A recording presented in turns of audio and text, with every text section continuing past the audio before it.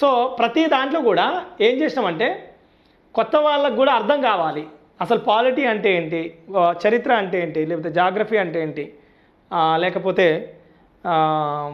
రాజ్యాంగం అంటే ఏంటి, ఇలా ప్రతిదీ కూడా మొదటి పాఠాన్ని అంటే ఏంటి అనేది ఒక షార్ట్ పేజీలో అందించే ప్రయత్నం చేసినాం. పాలిటీ లేదా రాజ్యపాలన అంటే ఏంటి, సాధారణంగా పాలిటీ అంటే ఏంటి, రాజ్యపాలన విధానం, పాలిటీకి కాన్స్టిట్యూషన్కి డిఫరెంట్ ఏంటి, పాలిటీ ఎందుకు చదవాలి, ఇలా అందించినాం అన్నట్టు. అదేవిధంగా పాలిటీ లేదా రాజ్యాంగ పితామహులు ఎవరు, పాలిటీ పితామహులు లేదా రాజ్యాంగ పితామహులు ఎవరు, ప్రపంచంలో ఎవరు అండ్ భారతదేశంలో ఎవరు, ఇలా అందించే ప్రయత్నం చేసినాం బుక్లో.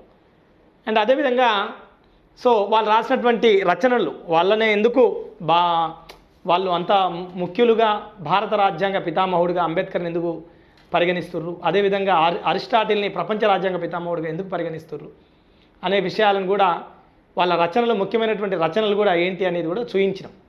అంటే వీళ్ళు అత్యంత ముఖ్యులు కాబట్టి వాళ్ళ ఇంపార్టెంట్ బుక్స్ తెలిస్తే బాగుంటుంది అన్న ఉద్దేశంలో అందించాం. సో ఇది సార్, అంటే ప్రతి దాంట్లో కూడా మంచిగా అర్థవంతంగా అందించే ప్రయత్నం చేసాం ప్రతి చాప్టర్లకు సంబంధించి.